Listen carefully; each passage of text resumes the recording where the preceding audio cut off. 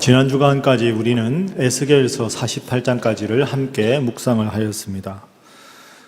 에스겔서의 배경을 우리가 다시 한번 생각해 보겠습니다. 기원전 597년에 바벨론이 남유다를 침공을 합니다.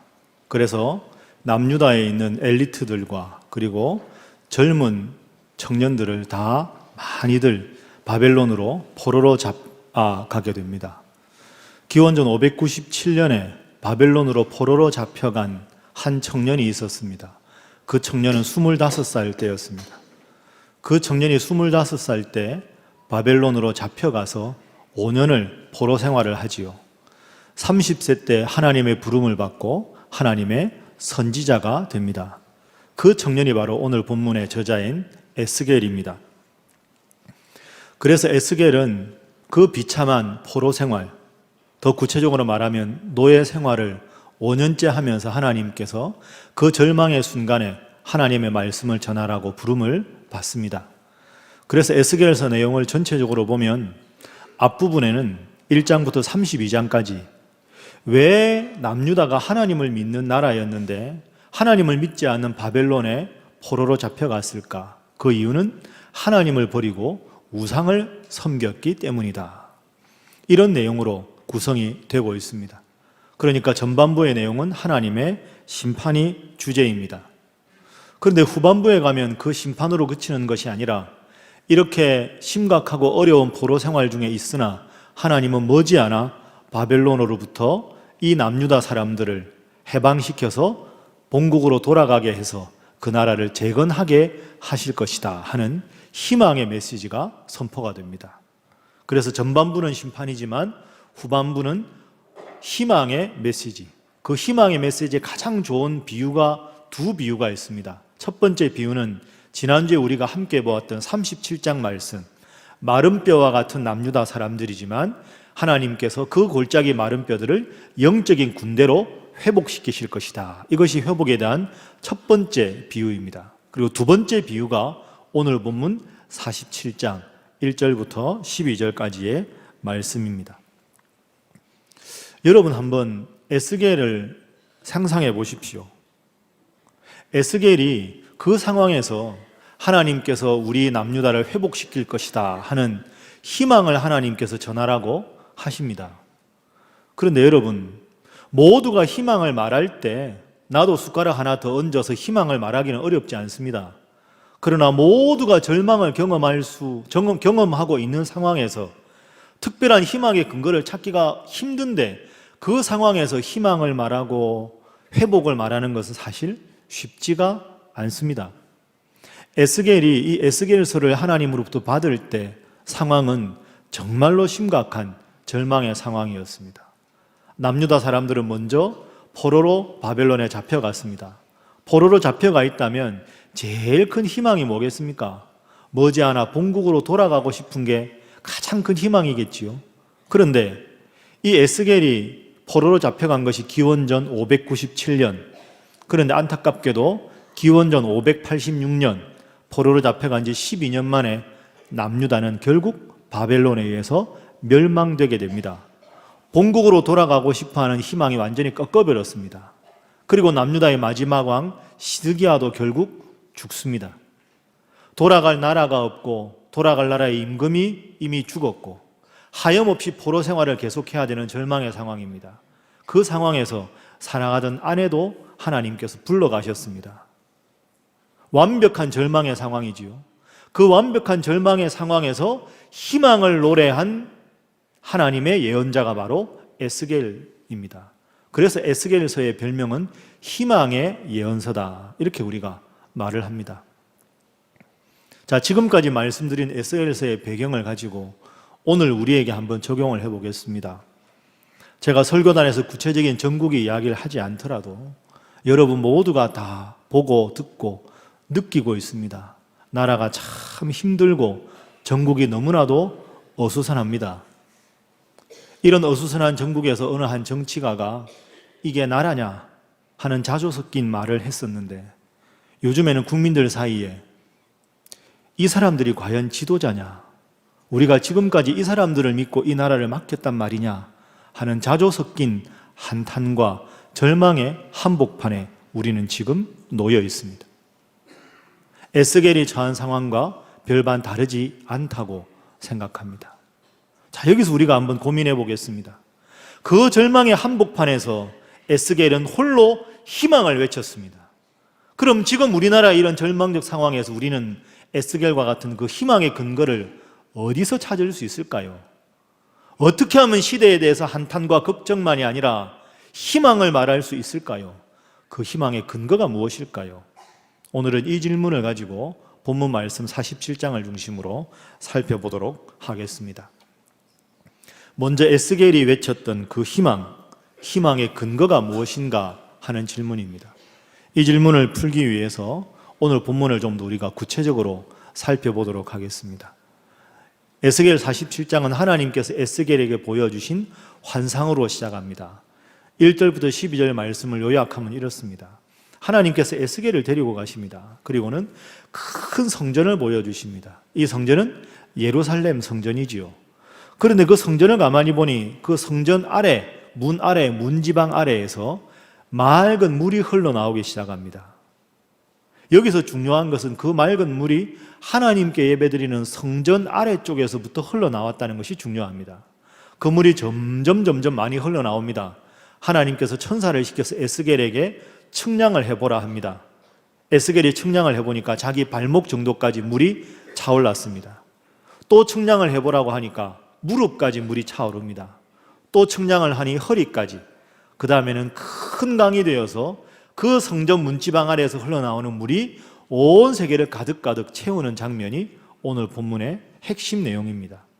우리 본문에 나오는 5절 말씀 우리 화면 보면서 함께 읽어보도록 하겠습니다. 다 함께 시작. 다시 천척을 측량하시니 물이 내가 건너지 못할 강이 된지라.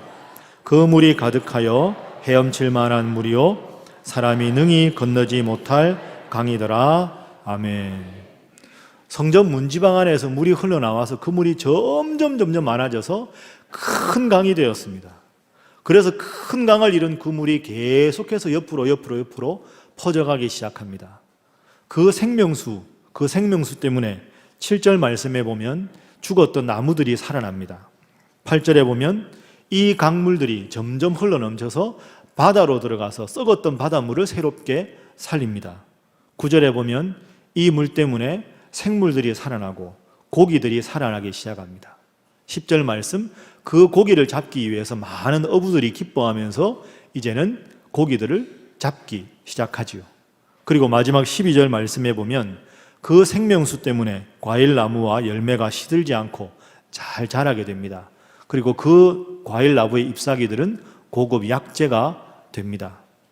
성전 문지방 아래에서 흘러나오는 물 때문에 온 천하 만민을 살리고 모든 죽어가던 과실들과 생선들을 다 살리게 된다 하는 회복의 메시지가 오늘 본문의 핵심입니다. 그렇습니다. 절망의 한복판에서 에스겔이 희망을 외칠 수 있었던 근거는 하나님의 문지방에서 흘러나오는 물, 생명수, 비유하자면 하나님의 은혜 때문입니다. 하나님께 예배하는 곳에서 하나님의 성전에서 흘러나오는 하나님의 은혜의 생명수가 죽었던 식물을 살아나게 하고 썩은 강을 다시 흐르게 하고 바다를 살리고 모든 과일나무가 열리게 하는 기적을 이룹니다. 그렇습니다. 관건은 하나님의 은혜입니다. 하나님의 은혜, 하나님의 생명수만이 절망을 희망으로 바꿀 수 있는 줄로 믿습니다. 하나님이야말로 그 절망을 희망으로 바꾸는 생명의 근원이 되시기 때문입니다. 이 물은 거기서 그치지 않습니다. 점점 흐르지요. 우리 8절 말씀 본문 함께 다시 읽어보도록 합니다. 8절 시작. 그가 내게 이르시되 이 물이 동쪽으로 향하여 흘러 아라바로 내려가서 바다에 이르리니 이 흘러내리는 물로 그 바다의 물이 되살아나리라. 아멘. 강물이 점점 흘러서 바다에 흘러들어가서 그 죽었던 바다가 살아납니다. 이 8절의 이 바다는 사해를 말합니다. 요단강에서 발원해서 사해로 물이 들어갑니다. 사해는 말 그대로 죽을 사자, 죽은 바다입니다. 해수면보다 낮기 때문에 사해로 흘러 들어간 물은 다른 데로 흘러나가지를 못합니다. 그러니까 물이 고이게 되지요. 고이게 되다 보니까 그 있던 염분들이 점점 쌓여서 염도가 점점 높아져서 거기는 그 어떤 어종도 살지를 못하는 사해가 됩니다. 하나님의 생명수가 죽어버린 바다 사해조차 살린다 하는 것이 8절의 말씀입니다. 사해라 할지라도 하나님의 성전에서 발원한 생명수가 그 사해를 살렸습니다. 이것이 하나님의 능력입니다. 하나님의 은혜는 메말라 죽어가는 우리의 영혼을 소생시키는 줄로 믿습니다. 한숨과 좌절과 분노에 빠진 이 땅의 백성들은 하나님의 은혜만으로 살아갈 수가 있습니다. 그러므로 여러분, 우리는 이러한 절망의 때 하나님 주시는 은혜에 시선을 주목하고 이를 위해서 기도해야 합니다. 사실 예루살렘은 주위에 강이 없습니다. 육상교통의 요지지요. 그런데 예루살렘 성전에서 물이 흘렀다는 것은 상징적인 의미입니다.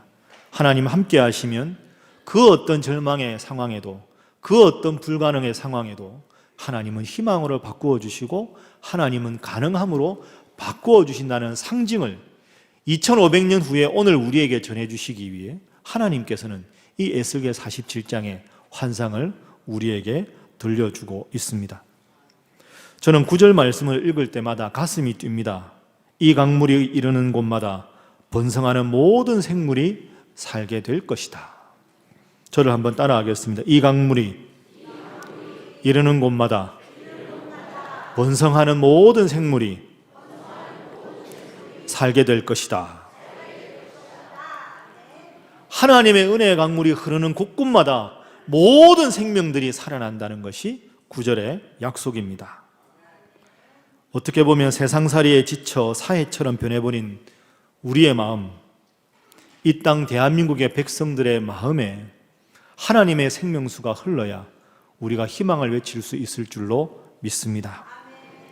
어쩌면 사해와 같은 저 청와대, 사해와 같은 여야의 정치인들의 마음속에 그 사해 속에 이제 신음하며 고통당하는 이 땅 대한민국의 백성들에게 하나님의 은혜의 강물이 충만해질 때 이 민족은 다시 일어설 줄로 믿습니다. 나라가 망했고 돌아갈 곳이 없고 왕은 죽었고 사랑하는 아내도 잃었지만 어떻게 에스겔은 희망을 외칠 수가 있었을까요?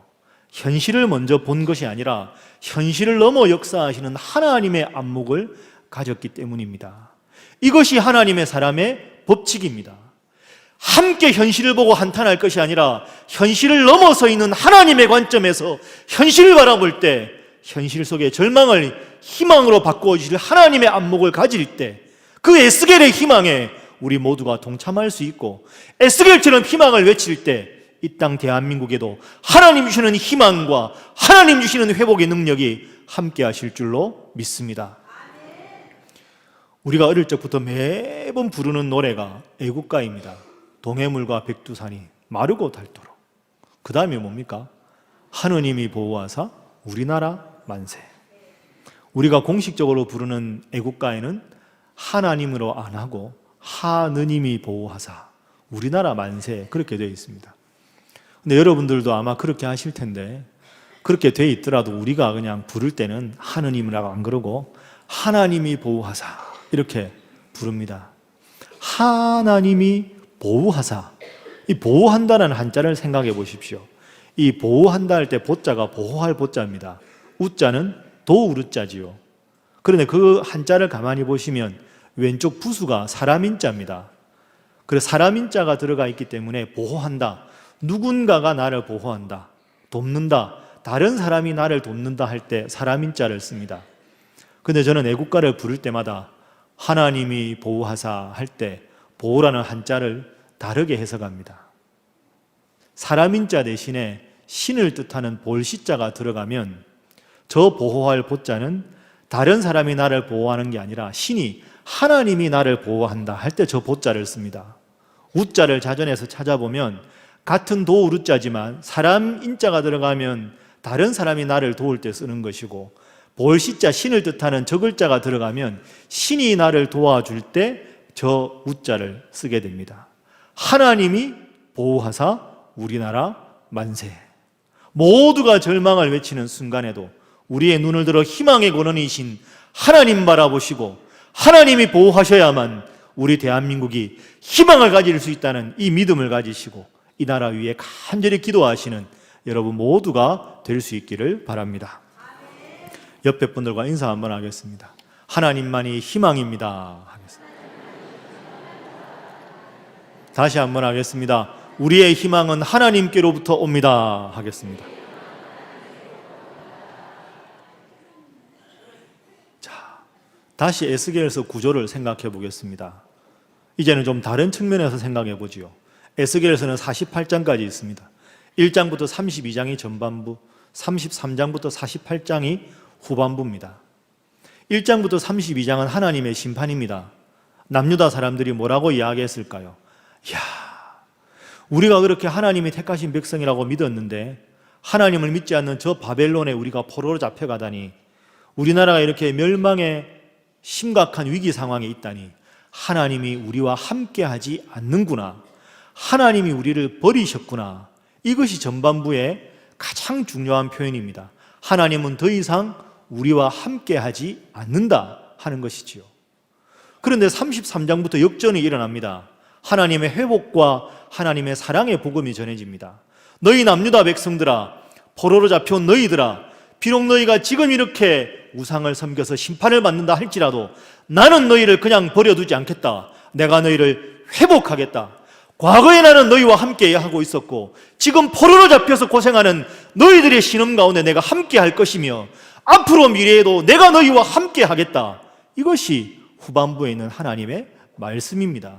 전반부는 하나님은 우리를 버리셨다는 남유다 사람들의 외침이었다면 후반부에는 그렇지 않다, 나는 어디서나 언제나 너희와 함께한다 하는 하나님의 음성이 후반부의 주제입니다. 그런데 여기서 매우 중요한 포인트가 하나 있습니다. 32장까지 절망이고 33장부터 희망인데 남유다가 결국 바벨론에 의해서 멸망되는 사건이 33장에서 등장한다는 겁니다. 절망을 딛고 희망을 시작해야 하는데 희망이 시작되는 33장에 남유다는 멸망합니다. 무슨 의미일까요? 가장 깊은 절망, 그 가장 깊은 절망에서부터 하나님의 희망이 싹튼다는 교훈입니다.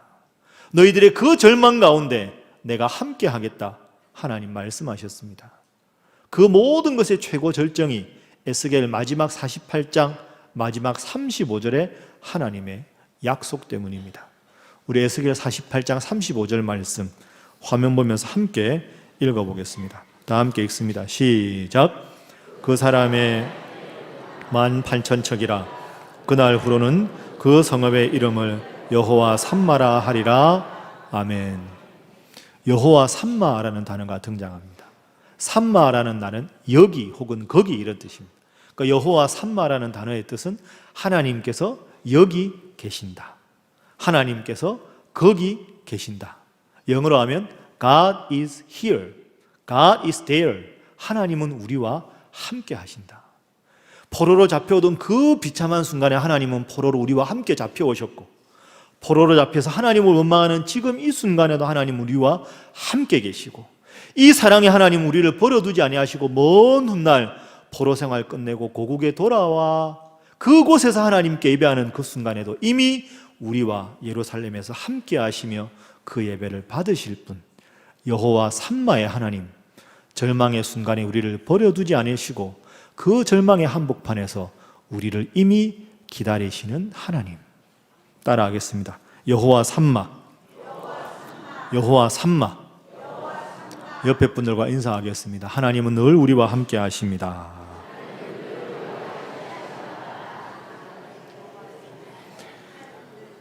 그렇습니다. 하나님은 과거에도 지금도 우리를 떠나신 적이 없습니다.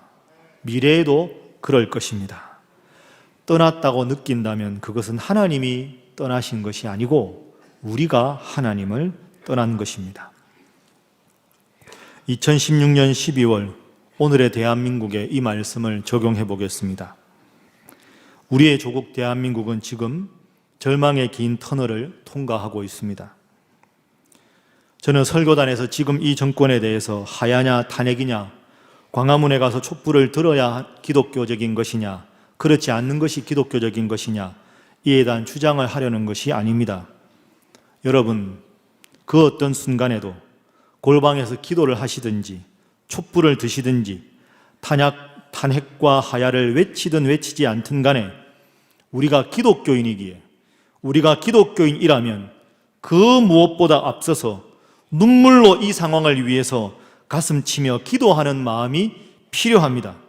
그리고 동시에 절망의 현실을 먼저 바라볼 것이 아니라 우리의 고개를 들어 하나님을 바라보며 하나님께서 이 땅 대한민국을 다시 회복시키실 것이라 하는 희망을 외칠 수 있어야 합니다. 우리는 늘 주기도문을 외우기도 하고 우리는 늘 주기도문을 부르기도 합니다. 하나님 아버지의 뜻이 하늘에서 이루어진 것과 같이 이 땅에서도 우리의 사랑하는 조국 대한민국에서도 이루어지게 하옵소서 하고 가슴치며 통곡하며 기도하는 마음이 있어야 합니다. 여러분, 그렇습니다. 우리는 무엇보다 우리의 조국 대한민국을 위해서 기도해야 합니다. 아무리 봐도 희망이 보이지 않자 낙담해서 그저 한숨 쉬면서 주여 하고 별로 다른 일 할 일이 없으니 그저 기도나 하지 뭐 하는 그런 체념을 말하는 것이 아닙니다. 기도는 그렇게 소극적이지 않습니다. 예수님을 떠올려 보십시오. 예수님께서 그 모진 십자가를 용감하고 당당하게 받으실 수 있었던 이유도 밤새 땀방울이 핏방울이 되도록 흘리신 그 뺨에 흘러내린 기도의 눈물 때문이었습니다. 체념하며 중얼거리는 것이 기도가 아닙니다. 모두가 절망하고 있는 이러한 때에도 하나님이 희망이십니다. 하나님만이 이 나라를 바로 살릴 수 있습니다 하는 희망의 외침, 당당한 외침, 위대한 대한민국의 근거가 바로 주님께 있음을 알리는 것이 기도입니다. 여기 계신 분들 중에는 촛불을 들고 광화문에 나가시는 분들도 계실 겁니다. 아니면 그러한 촛불 시위를 못마땅하게 여기는 분들도 계실 겁니다. 그러나 기억하십시오. 촛불을 들고 안 들고가 우리 기독교인의 정체성이 되어서는 안 됩니다. 드러난 행동보다는 내 마음가짐이 더욱 바로 서야 합니다. 남들에게 보이지 않는 내 마음속 깊은 곳 중심이 문제입니다. 이 나라를 위해서 기도해야 합니다. 그 어떤 상황에서도 하나님은 이 나라를 버리지 않으시고 새 희망을 계획하고 일구고 계심을 믿을 수 있는 안목이 필요합니다. 설령 여러분들 사이에서도 정치적 견해가 다르다고 하더라도 서로 비난하고 정죄하기 전에 미움 이전의 안타까움으로 기도할 수 있어야 합니다. 그래야 우리의 조국 이 땅 대한민국이 하나님의 도움을 입을 수 있기 때문입니다. 그러한 안목과 그러한 마음이 먼저입니다. 그 마음으로 신앙 양심에 따라 행동을 결정해야 합니다. 저는 금요일마다 신학교에 가서 학생들을 가르칩니다. 이런 혼란한 시기에 학생들이 많이 묻습니다. 교수님, 단도직입적으로 묻겠습니다. 예수님은 좌파이십니까? 우파이십니까? 예수님이 좌파냐 우파냐? 때로는 신학교에서 교수 노릇하는 것이 그래서 참 어렵습니다. 구체적인 모든 말씀을 다 드릴 수는 없지만 저는 간단하게 이렇게 대답합니다. 여러분, 복음은 사실 저항 정신입니다. 기득권 세력과 부패 세력에 대해서 하나님의 이름으로 비판하고 저항하는 것, 그것이 복음의 정신입니다. 그럼 예수님은 우파냐 좌파냐? 결론적으로 말씀드리면 예수님의 삶의 행적을 자세하게 보면 예수님은 좌파도 아니고 우파도 아닙니다. 표를 한번 보겠습니다. 예수님 당시에 우파라고 하면 가장 종교적인 권력을 누렸던 바리새인들과 서기관들입니다. 그러나 예수님은 바리새인과 서기관들을 혹독하게 비판하셨습니다. 그럼 예수님은 좌파실까요? 아닙니다. 무력으로 혁명과 쿠데타를 일구어내려고 노력했던 젤로 땅, 우리 예수님은 그 젤로 땅을 비판하셨습니다. 에세네파는 모든 사유재산을 없애고 공동으로 기거하면서 하나님 앞에 경건하게 금욕 생활을 무리들이 모여서 했던 사람들입니다. 그런데 이 에세네파는 하나님 앞에 참 급진적인 하나님 나라를 꿈꾸기는 했으나 사막 한복판에서 공동체 생활을 하였습니다. 예수님은 결코 사막에 기거하지 않으셨습니다. 죄악이 많은 곳, 모든 죄악의 유혹을 온몸으로 받아야 하는 도시의 한복판에서, 세상 한복판에서 그 세상을 개혁하기 위해서 노력하신 분이 예수님입니다. 그러므로 예수님은 좌파라고 말할 수는 없습니다. 현실을 바라보고 부조리한 현실을 무력을 통해서라도 극복하려고 한 것이 예수님의 자세가 아니었습니다. 보이는 현실 이후에 있는 보이지 않는 하나님 나라를 꿈꾸며 하나님 나라의 관점에서 비판할 것은 비판하고 치유할 것은 치유하신 분이 바로 예수님이셨습니다.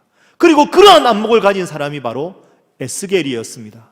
절망할 수밖에 없는 현실이었지만 그 현실을 먼저 바라보는 것이 아니라 하나님의 안목을 가지고 하나님의 희망을 가지고 현실을 하나님의 관점에서 기도하고 품고 개혁하려고 노력하신 분이 바로 하나님 아들 예수님이시고 에스겔이었습니다.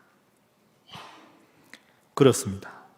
우리 기독교인들은 대지에 발을 딛고 서 있으나 시선은 하나님의 시선을 가져야 하는 것, 그것이 우리가 해야 할 진정한 혁명의 길입니다. 기독교인들은 보이는 세계에 초점을 맞추고 목표를 두고 목숨을 걸고 살아가는 사람들이 아닙니다. 보이는 세계보다 보이지 않는 세계가 더 위대하다고 믿는 사람들, 믿음, 소망, 사랑, 화평, 구원, 천국, 이런 보이지 않는 하나님 나라의 가치에 더 소중한 가치를 두고 이 현실을 바꾸려고 노력하는 것이 우리 기독교인입니다. 그 일을 위해서 우리가 노력해야 할 것이 기도입니다.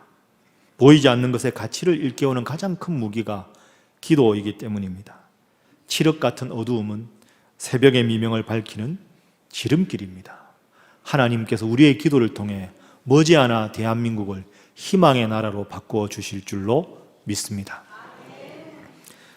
마지막으로 인디언의 성인식에 관한 말씀을 하나 드리고 설교를 마치겠습니다. 인디언들은 고유한 전통이 있습니다. 남자아이가 태어나면 13살 생일 때 성인식을 한다고 합니다. 13살 생일이 되기 전에 그 아버지는 이 아들을 불러서 사냥하는 법, 그리고 정찰하는 법, 칼 쓰는 법, 낚시하는 법, 생존할 수 있는 모든 것들을 다 가르칩니다. 그리고 13살, 이 아이가 자라난 13살 생일이 되면 그 아이의 눈을 가립니다. 그리고 동네 사람들과 다 함께 저 깊은 울창한 숲 한가운데로 이 아이를 데리고 갑니다. 그리고 주위가 칠흑 같은 깜깜한 어둠이 되면 약속한 시간에 그 아이로 하여금 스스로 눈 가리개를 풀게 합니다. 13살 자기 생일에 성인식을 하기 위해서 눈 가리개를 푸는 순간 이 13살 어린 소년의 마음에는 엄청난 두려움이 자리 잡게 됩니다. 주위에는 아무도 없고 스산한 바람이 불 때마다 그 맹수들이 나를 공격할 것과 같은 무서움이 엄습하기 때문입니다. 이 소년은 홀로 그 숲속에 의도적으로 버림받게 된 것이죠. 그 공포의 밤을 이길 수 있는 담력을 기를 수 있어야 비로소 성인식의 통과 의례를 지나게 됩니다. 그 소년은 느닷없이 달려돌 동물들을 떠올립니다. 동물들의 울부짖는 소리가 들리면 늑대라도 금방 어둠 속에서 뛰쳐나올 것 같은 긴장을 느끼며 온몸을 도사리게 됩니다. 바람이 불면 더욱 불길한 예감에 사로잡히게 됩니다. 너무나도 무서운 밤입니다. 지금까지 그 하루도 경험해보지 못한 그 엄청난 무서움, 그리고 영원히 계속될 것만 같은 그 깜깜한 밤을 맞이합니다. 그러다 새벽녘이 되었을 때 머지않은 곳에서 부스럭거리는 소리와 함께 하나의 횃불이 등장합니다. 저게 무슨 불빛인가 무서워하는 마음으로 그 횃불을 바라봅니다. 그 횃불을 바라보니 누군가가 그 횃불을 들고 자기에게로 다가옵니다. 그 횃불이 비치는 가까운 곳에 길이 보이고 꽃이 보이고 나무가 보입니다.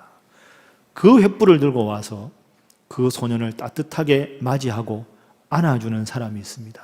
바로 그 소년의 아버지입니다. 그 아버지는 그 소년이 밤새 두려워 떨고 있는 그 지점에서 숨을 죽이고 그 아들을 멀지 않은 곳에서 활과 화살을 꺼내서 누군가라도 어떤 맹수라도 내 아들을 공격하면 목숨 걸고 저 아이를 지키겠다.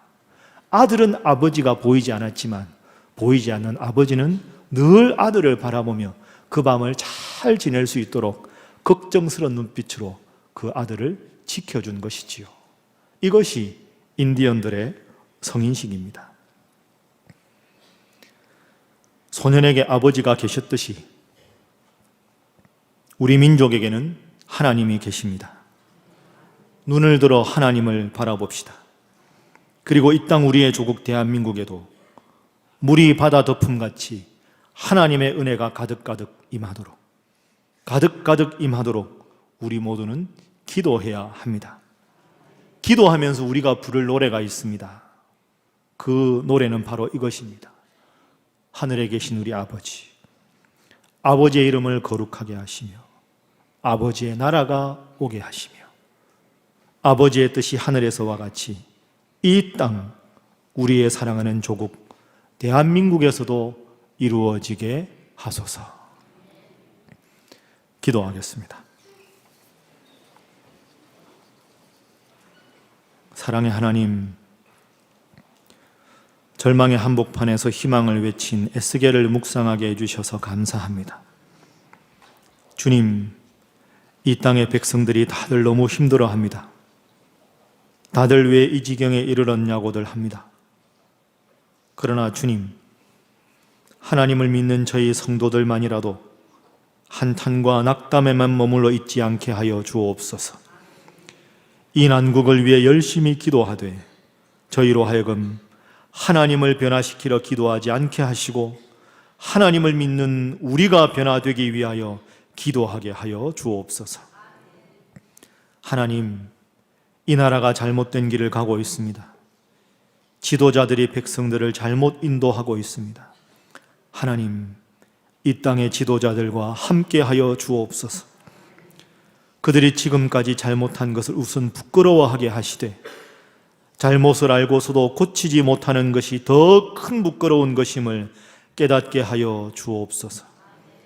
그들로 하여금 진정 이 나라 이 국민들의 뜻을 겸허히 받들어 주님의 공의와 주님의 정의를 따르게 하여 주옵소서. 사랑의 하나님, 주님께 예배하는 이 성전에서부터 오직 주님 주시는 은혜의 강물이 흐르게 하여 주옵소서.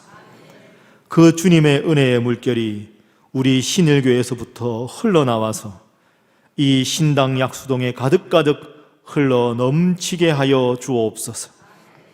주님, 이 성전에서 흘러나온 은혜의 생명수가 저 광화문 광장을 거쳐 청와대와 국회에도 흘러넘치게 하여 주옵소서.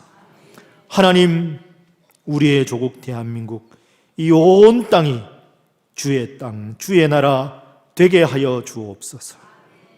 주여, 이 땅을 고쳐 주옵소서. 주여, 이 땅을 고쳐 주옵소서. 예수님의 이름으로 기도하옵나이다. 아멘.